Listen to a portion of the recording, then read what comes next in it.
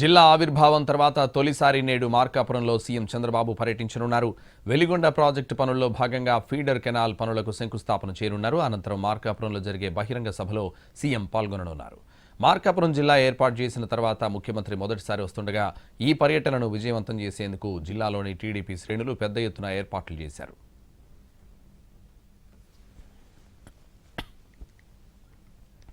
తెలంగాణలో నేటి నుంచి ఇంటర్ ఫస్ట్ ఇయర్ పరీక్షలు జరగనున్నాయి. పరీక్ష కేంద్రానికి అరగంట ముందే విద్యార్థులు చేరుకోవాలని సూచించారు అధికారులు.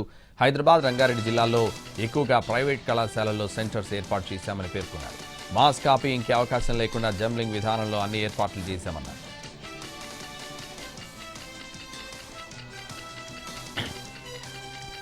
తెలుగు రాష్ట్రాల్లో ప్రస్తుతం కల్తీ కలకలం రేపుతోంది.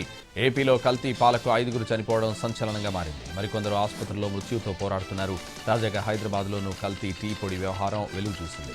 టీ పొడి కల్తీ చేస్తున్న ముఠా గుట్టును రట్టు చేశారు పోలీసులు. కల్తీ దందాపై సమాచారం అందుకున్న పోలీసులు సనత్ నగర్ పరిధిలోని ఒక షాప్పై దాడి చేశారు.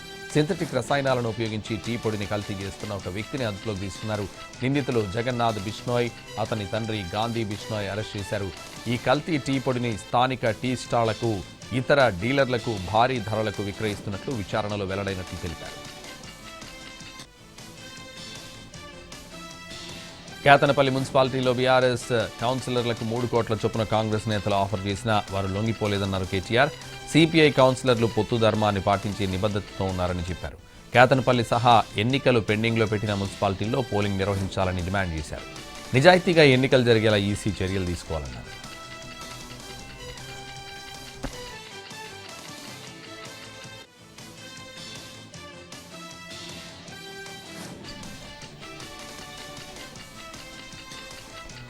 హైదరాబాద్ గాజుల రామారంలో డ్రగ్స్ అమ్ముతున్న 2ని అరెస్ట్ చేసింది ఈగిల్ టీం. వీరి నుంచి డ్రగ్స్ను కొనుగోలు చేసి సేవిస్తున్న 7గురిని కూడా అరెస్ట్ చేసింది. విద్యార్థులే టార్గెట్గా ఈ ముఠా డ్రగ్స్ అమ్ముతున్నట్లు పోలీసులు గుర్తించారు. లా చదువుతున్న విద్యార్థికి రెగ్యులర్గా డ్రగ్స్ అమ్ముతోంది ఈ ముఠా. డ్రగ్స్కు అలవాటు పడి డిప్రెషన్లోకి వెళ్ళిపోయాడు ఆ విద్యార్థి. తల్లిదండ్రుల ఫిర్యాదుతో రంగంలోకి దిగి ఈగల్ టీం డ్రగ్స్ కొనుగోలు, అమ్మకాలు చేస్తున్న వారిపై నిఘా పెట్టింది. డ్రగ్స్ అమ్ముతుండగా అరెస్ట్ చేసింది.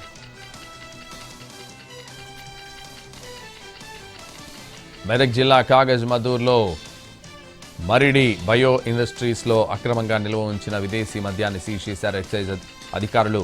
హైదరాబాద్లో గత నెలలో వివిధ కేసుల్లో పట్టుబడ్డ విదేశీ మద్యం బాటిళ్లను ధ్వంసం చేయడానికి మరిడి పరిశ్రమకు తీసుకొచ్చారు. అందులో సుమారు 40 లక్షల రూపాయలకు పైగా విలువైన 783 విదేశీ మద్యం బాటిళ్లను ధ్వంసం చేయకుండా దాచిపెట్టారు.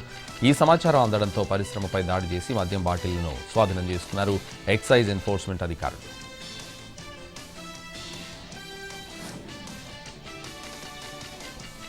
డీజీపీ శివధర్ రెడ్డి ముందు 4 కీలక మావోయిస్టు అగ్రనేతలు లొంగిపోయారు. దేవ్జీ అలియాస్ తిప్పిరి తిరుపతి, మల్లా రాజిరెడ్డి, బడే చొక్కారావు అలియాస్ దామోదర్, నున్నే నరసింహారెడ్డి డీజీపీ ముందు లొంగిపోయారు.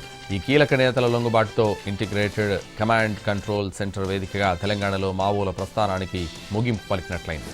అజ్ఞాతం వీడిన మావోయిస్టులకు డీజీపీ శివధర్ రెడ్డి ధన్యవాదాలు తెలిపారు. 1982లో దేవ్జీ నక్సలిజంలోకి వెళ్లాడని, ఇప్పటిదాకా 590 మంది మావోయిస్టులు లొంగిపోయారని డీజీపీ వెల్లడించారు. ఇంకా 11 మంది అజ్ఞాతంలో ఉన్నారని డీజీపీ తెలిపారు. అండర్ గ్రౌండ్లో ఉన్న వాళ్లు జనజీవన స్రవంతిలోకి రావాలని డీజీపీ పిలుపునిచ్చారు. లొంగిపోయిన మావోయిస్టులకు పునరావాసం ఇస్తామని డీజీపీ తెలిపారు. హైదరాబాద్ శివార్లోని బౌరంపేటలో దారుణం జరిగింది. కన్నతల్లి మాతృత్వం మరచి కాఠిన్యం ప్రదర్శించింది. 2 నెలల కుమారుణ్ణి అత్యంత కిరాతకంగా కడతీర్చింది. పిల్లాన్ని కట్టెల పొయ్యిలో వేసి కాల్చి చంపింది. నోట్లో గుడ్డలు కుక్కి కాళ్లు కట్టేసి దారుణాన్ని కుడిగట్టింది. ఔటర్ రింగ్ రోడ్డు సమీపంలోని నిర్మాణంలో ఉన్న ఓ అపార్ట్మెంట్లో ఈ ఘటన చోటు చేసుకుంది. సదరు భవన నిర్మాణ సంస్థ యాజమాన్యం ఈ దారుణాన్ని గోప్యంగా ఉంచింది. ప్లాట్ల సేల్స్ తగ్గిపోతాయని గుట్టుగా ఉంచింది. మొత్తానికి ఘటనా స్థలానికి చేరుకున్న దుండిగల్ పోలీసులు బాలుడి మృతదేహాన్ని స్వాధీనం చేసుకున్నారు.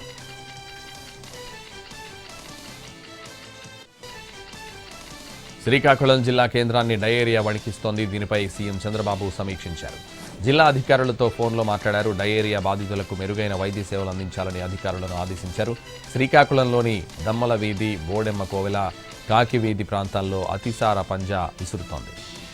ఇప్పటివరకు 27 కేసులు నమోదు కాగా 2 మృత్యువాత పడ్డారు.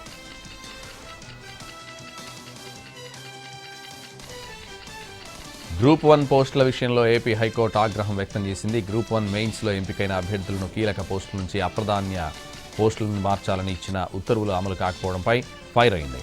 ఉత్తర్వులు అమలు చేసి రిజిస్ట్రార్ జ్యుడిషియల్కు నివేదిక ఎందుకు సమర్పించలేదని ప్రశ్నించింది. సీఎస్ చర్య కోర్టు ధిక్కరణ కిందికి వస్తుందన్న ధర్మాసనం ఇవాళ సీఎస్ని కోర్టు ముందు హాజరు కావాలని ఆదేశించింది. కోర్టు ధిక్కరణ చర్యలు ఎందుకు ప్రారంభించకూడదో స్వయంగా కోర్టుకొచ్చి వివరణ ఇవ్వాలని తెలిపింది. ఈ కేసుకు సంబంధించి నేడు విచారణ చేపట్టనుంది ఏపీ హైకోర్టు.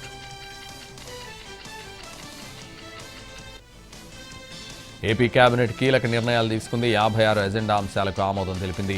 ఎస్ఐపిబి నిర్ణయాలతో పాటు విశాఖ, తిరుపతి, కాకినాడ జిల్లాల్లో పర్యాటక ప్రాజెక్టులకు ఆమోదం తెలిపింది. సత్యసాయి జిల్లా చీరాల, రాజమండ్రిలో పర్యాటక ప్రాజెక్టులతో పాటు సౌర, పవన, హైబ్రిడ్ ప్రాజెక్టులకు గ్రీన్ సిగ్నల్ ఇచ్చింది. వీటితో పాటు పలు కీలక ప్రాజెక్టులకు ఆమోదం తెలిపింది ఏపీ కేబినెట్.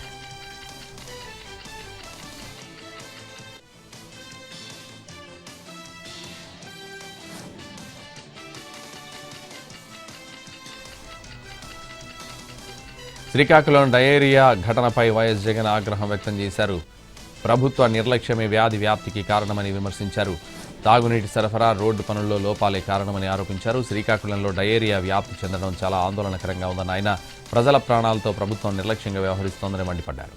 రోడ్డు మరమ్మతులు సక్రమంగా చేయకపోవడం, తాగునీటి సరఫరాలో జాగ్రత్తలు తీసుకోకపోవడమే ఈ పరిస్థితికి కారణమని వివరించారు. ప్రజారోగ్య పరిరక్షణలో ప్రభుత్వం పూర్తిగా విఫలమైందన్న వైసీపీ అధినేత ఆసుపత్రుల్లో ఉన్న ప్రతి బాధితుడికి అత్యుత్తమ వైద్య సేవలు అందించాలని డిమాండ్ చేశారు. మృతుల కుటుంబాలకు, బాధితులకు తక్షణ ఆర్థిక సాయం ప్రకటించాలన్నారు. ప్రజల ఆరోగ్యాన్ని కాపాడడంలో ప్రభుత్వం విఫలమైతే ప్రజలే తగిన బుద్ధి చెబుతారన్నారు వైఎస్ జగన్.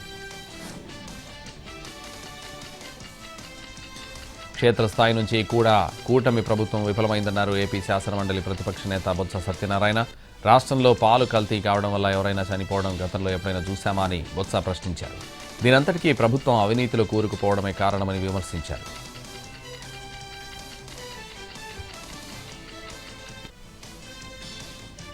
ఏపీ ఎమ్మెల్యేలు, ఎమ్మెల్సీలు క్రీడా వినోదంలో మునిగారు.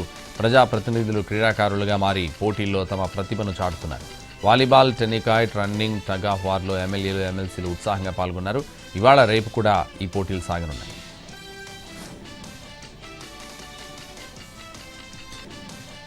కేరళ పేరు మార్పుపై సీఎం మమతా బెనర్జీ మండిపడ్డారు. బెంగాల్ పేరు మార్చాలని కేరళ కంటే ముందే కోరామని, కానీ ఇప్పటి వరకు నిర్ణయం తీసుకోలేదని ఆగ్రహం వ్యక్తం చేశారు. సిపిఎంతో రహస్య బంధం కారణంగానే కేరళ పేరు మార్పు జరిగిందని ఆరోపించారు.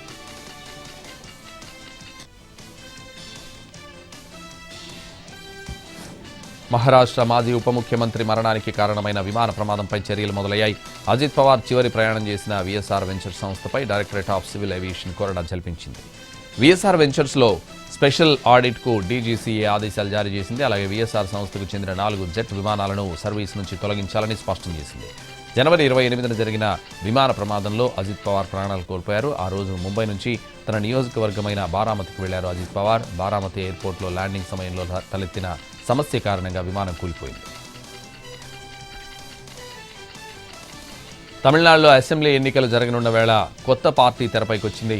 మాజీ ముఖ్యమంత్రి జయలలిత నెచ్చలి శశికళ కొత్త పార్టీ ప్రకటించారు. రామనాథపురంలో జరిగిన సభలో పార్టీ పెడుతున్నట్లు ఆమె ప్రకటన చేశారు. పార్టీ పేరును త్వరలో వెల్లడిస్తానన్నారు శశికళ.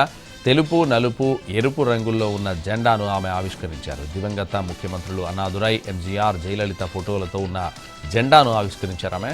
రాజకీయాల్లో తన మార్క్ ఏంటో చూపిస్తారని స్పష్టం చేశారు శశికళ. మాజీ ముఖ్యమంత్రి జయలలిత జయంతి సందర్భంగా రామనాథపురంలో సభ నిర్వహించారు శశికళ. ఆ సభలో పార్టీపై ప్రకటన చేశారు.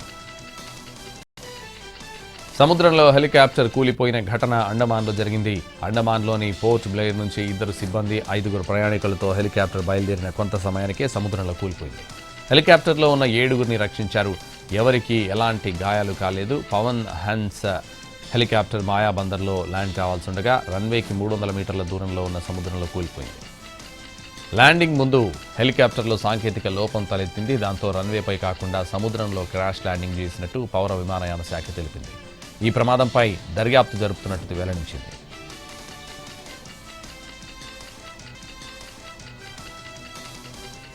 దేశ రాజధాని ఢిల్లీలో గత కొన్ని రోజులుగా కొనసాగుతున్న రాజకీయ వివాదం చివరకు యూత్ కాంగ్రెస్ జాతీయ అధ్యక్షుడు ఉదయ్ భాను చిబ్ అరెస్టుతో పతాక స్థాయికి చేరింది. రీసెంట్గా ఢిల్లీలో జరిగిన అంతర్జాతీయ ఏఐ ఇంపాక్ట్ సమ్మిట్లో ప్రపంచ దేశాల ప్రతినిధులు హాజరయ్యారు. ఆ వేదికపై కాంగ్రెస్ కార్యకర్తలు కొందరు చొక్కాలు విప్పేసి నిరసన తెలిపడం వెనుక ఉదయ్ భాను కీలక పాత్ర పోషించారనే ఆరోపణలతో అతన్ని అదుపులోకి తీసుకున్నారు. నూతనంగా ప్రారంభమైన సేవా తీర్థ సముదాయంలో జరిగిన తొలి సమావేశంలో పలు చారిత్రాత్మక నిర్ణయాలు తీసుకుంది కేంద్ర కేబినెట్. దేశవ్యాప్తంగా బాలికలకు ఉచితంగా హెచ్పివి టీకా అందించేందుకు గ్రీన్ సిగ్నల్ ఇచ్చింది.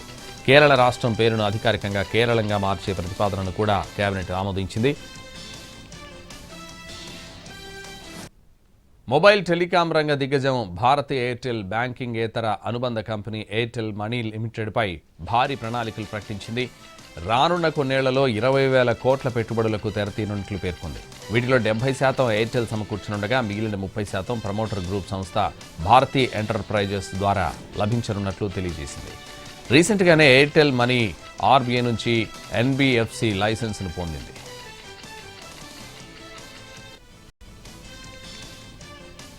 కోర్ట్ మూవీలో జంటగా నటించిన హర్ష రోషన్, శ్రీదేవి అప్పళ్ళ ఇప్పుడు బ్యాండ్ మేళం సినిమాతో ప్రేక్షకుల ముందుకొస్తున్నారు.